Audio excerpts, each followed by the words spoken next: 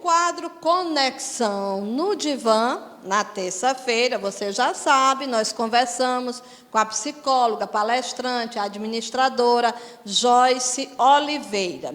E ainda dando continuidade a um tema muito importante que começamos a falar, que foi sobre o emagrecer e se manter magro, cuidado da saúde do corpo, com o trilhar pela saúde mental. Joyce vai falar hoje sobre a relevância do autoconhecimento nesse processo de emagrecimento. Bom dia, Joyce.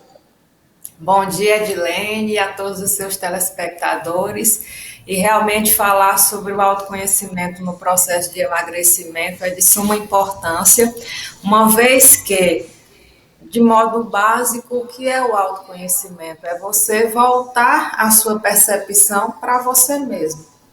É você olhar de modo a se perceber as suas emoções, os seus sentimentos, aquilo que te domina emocionalmente, as tuas reações, principalmente essa questão das reações, porque se nós formos observar, a maioria de nós somos muito mais reativos do que ativos no processo emocional.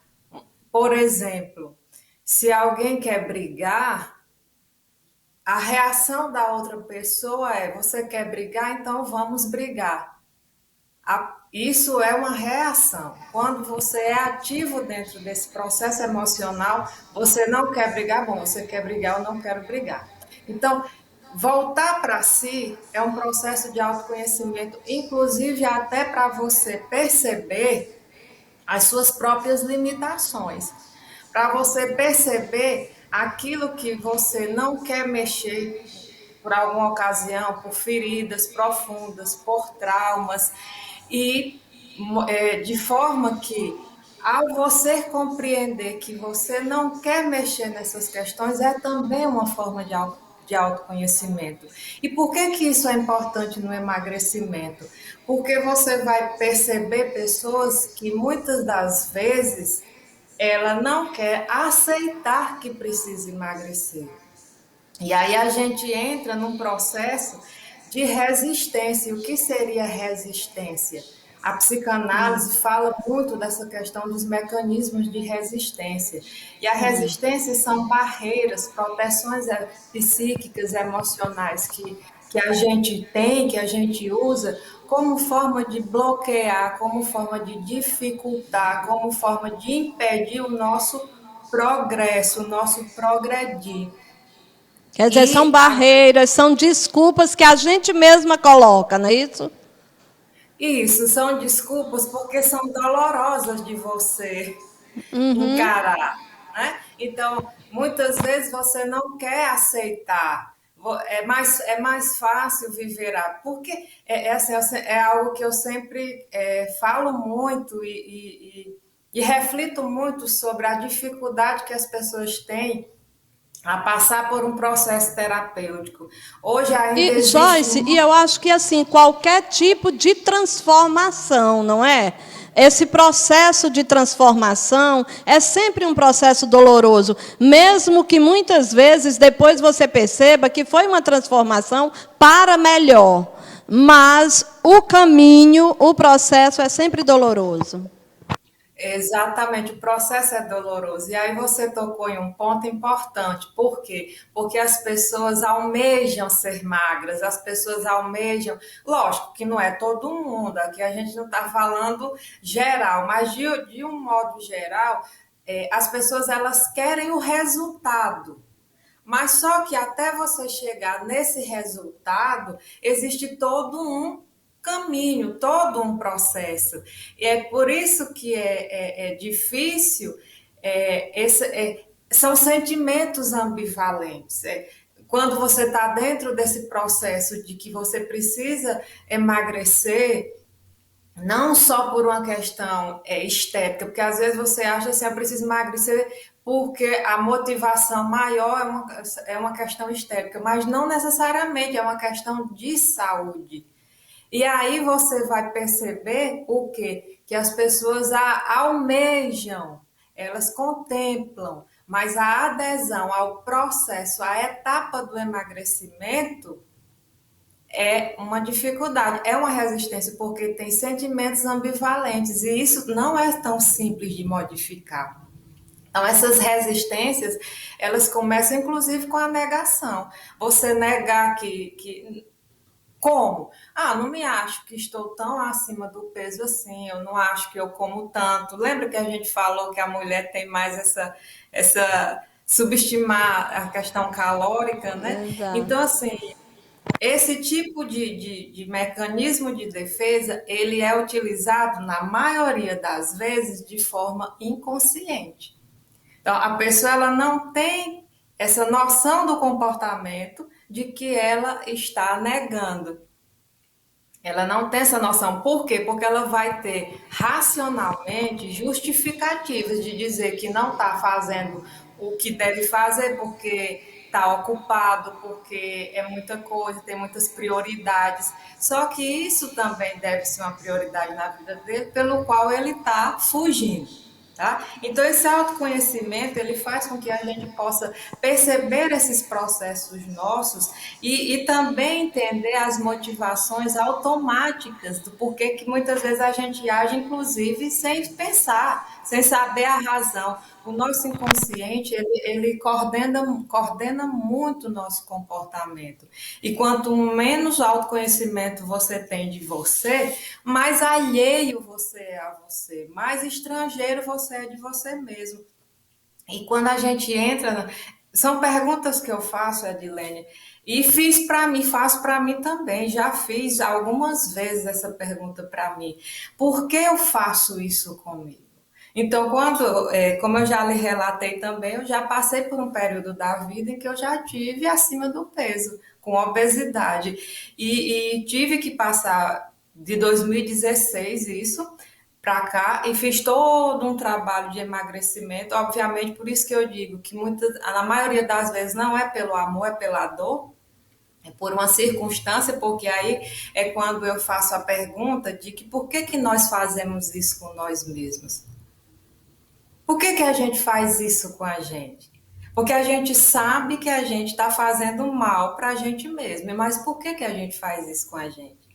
Então, essa é uma reflexão que não adianta você achar que para se submeter a um processo de emagrecimento é só dizer eu preciso parar de comer. Não, você não precisa parar de comer, porque se você parar de comer, você não vai viver muito tempo. Ninguém sustenta por muito tempo uma dieta tão restritiva. Talvez o que precise mudar são os hábitos alimentares e as quantidades do que você come. Mas deixar de comer, essa restrição, ela não se sustenta muito tempo. Até porque existe todo o processo cognitivo, existe todo esse processo de fatores emocionais. Então, mas nós fazemos isso com a gente. Por que razão? Então, cada um tem suas motivações. Agora, o que nós percebemos é que existem pessoas com comorbidades, com doenças autoimunes, músculo-esqueléticas e por aí vai, que sabe que precisa se cuidar, mas ainda assim não cuida. E aí eu faço outra pergunta. Por que ao invés de cuidar, a pessoa desiste de si? Porque quando nós não cuidamos de nós mesmos, nós estamos desistindo da gente, de alguma maneira. A gente é que não percebe isso. E esses questionamentos, Joyce, eles são muito sérios, sabe? São bem importantes. Que todos nós, cada um faça a si próprio, porque realmente é o que você falou.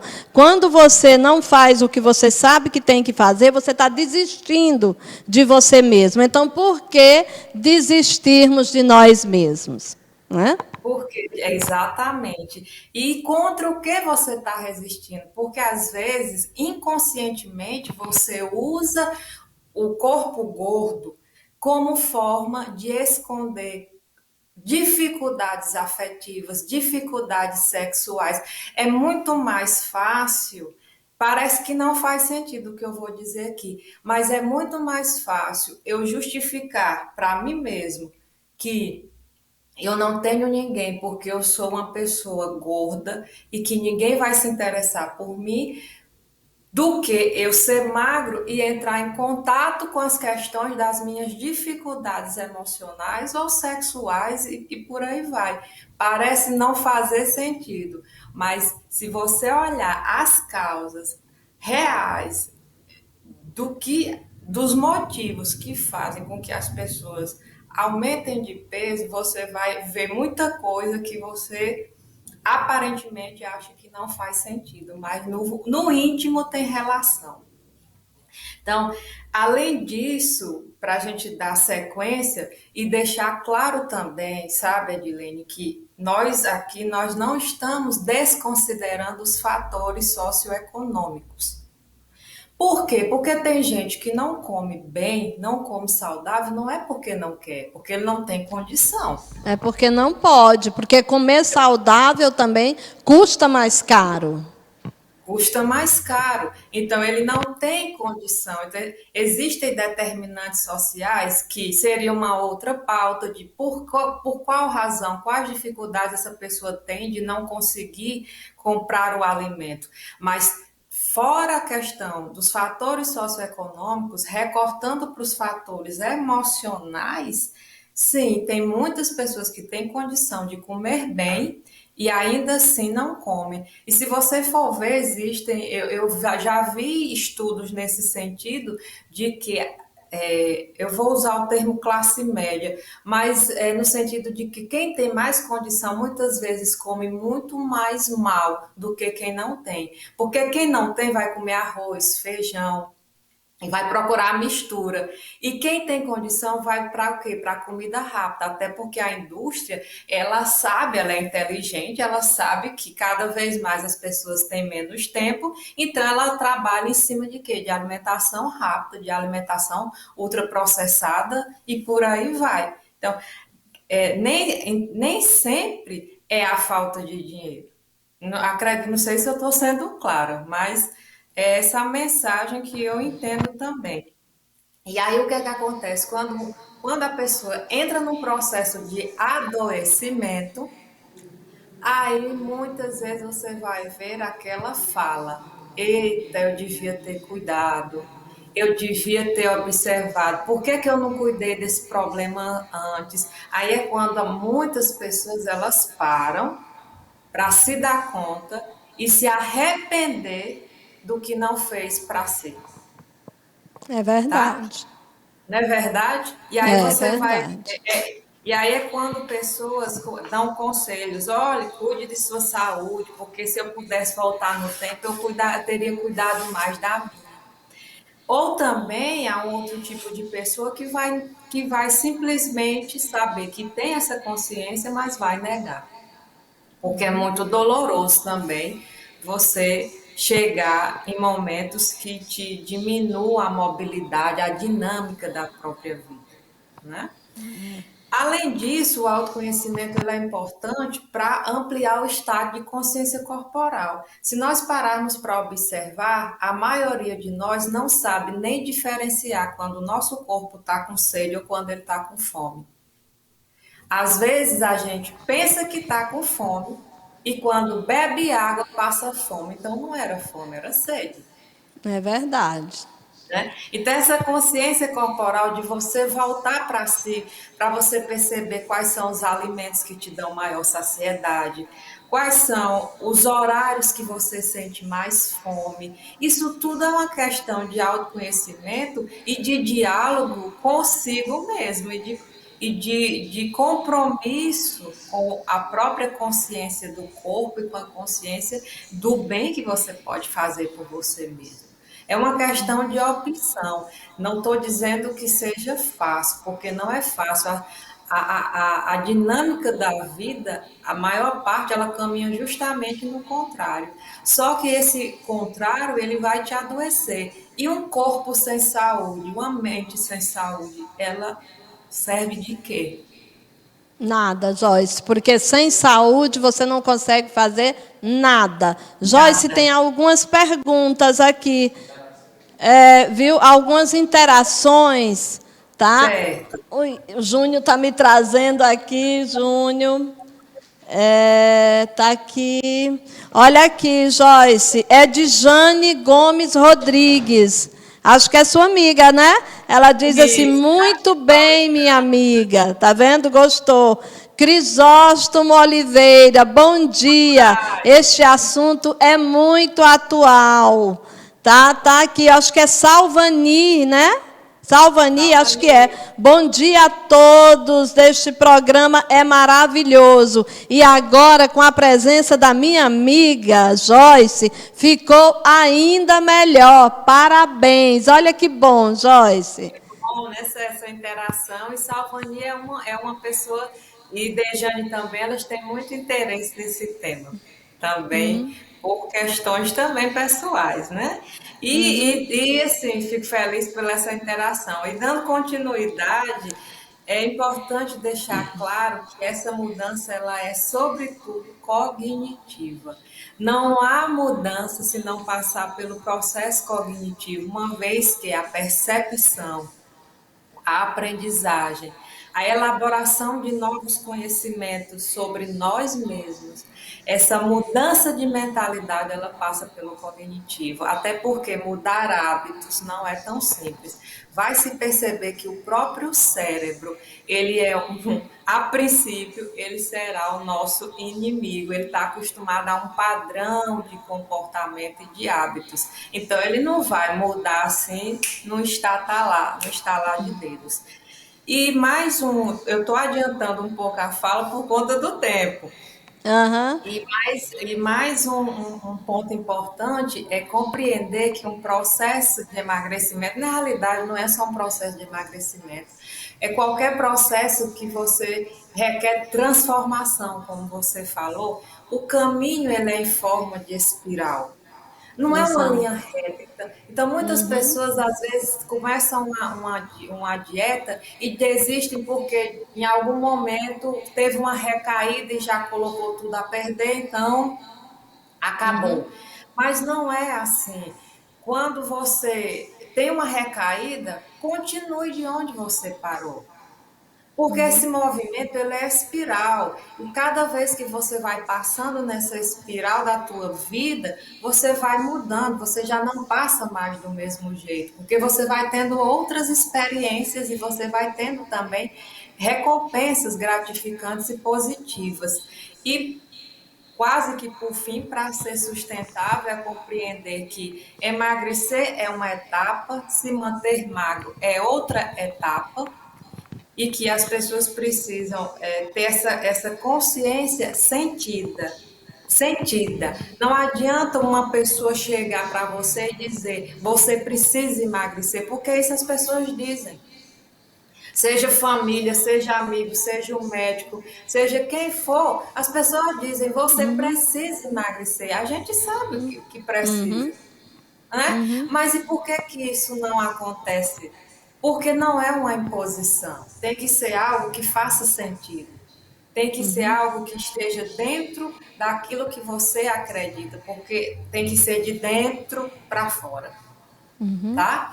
E por fim eu deixo uma frase de uma jornalista, Júlia Tolesano, que ela falando sobre autoconhecimento e comida, ela diz: aquilo que faz você existir está colocado no automático.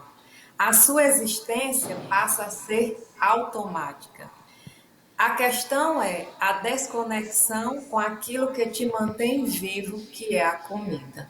Então, por isso que a gente vive nessa inversão, porque nós estamos colocando no automático aquilo que não deveria ser. Porque se nós ficarmos sem comida e sem água, nós vamos sobreviver por pouco tempo. Obviamente que a vida não se resume só a isso. Com Mas certeza. é um Joyce, bom. tem aqui uma pergunta do Francisco José. Ele pergunta para você: quando é indicado o uso de medicações no processo de emagrecimento? Olha, a questão do uso de medicação, ele é um recurso terapêutico? Sim. Quem vai fazer essa avaliação, como é medicamento, é o médico. Então, o médico, o endocrinologista, principalmente, que ele vai fazer a avaliação dos teus exames. E ele é quem vai te dizer se você deve ou não deve usar medicação específica para emagrecimento. No caso, se for medicação de uso para o sistema nervoso, né, como ansiolíticos, antidepressivos, também tem que se ver com o médico, e nesse caso com o psiquiatra, sabe? Agora, só para responder pelo menos dentro da minha área, o que seria quando usar medicamento? O medicamento, ele é um recurso terapêutico, ele é um suporte, ele não pode ser uma bengala. Você não pode usar o medicamento como forma de fugir daquilo que você tem que encarar. Porém, o medicamento, ele te ajuda naquele período que você está tomando a conseguir ter mais força interior, mais recurso interior para suportar e enfrentar essas dificuldades. Então, ele é um auxiliar importante quando a pessoa, por exemplo, é muito ansiosa, que ela não consegue se controlar de maneira alguma. Então, é importante, talvez seja interessante ele, junto com a psicoterapia, fazer esse acompanhamento medicamentoso, até com que ele consiga ter mais recursos internos para ele saber lidar melhor e aí já não precisar mais fazer uso da medicação. Tá certo. Joyce, meu amor, muito obrigada pela sua participação. Olha, eu agradeço a interação de todos, mas eu quero mandar um abraço muito, muito, muito especial para o doutor Crisóstomo, tá? Que eu vi aqui, que ele inteirou aqui com a gente, Crisóstomo Oliveira, tá? Eu quero mandar um abraço para ele, um abraço não só meu, como da minha família, tá? Depois você dá o abraço nele e fala, tá bom, Joyce? Muito obrigada pela participação. Ótimo dia para você. Beijo no coração. Fica com Deus e até a próxima terça-feira, tá bom? Obrigada, Joyce. Tchau.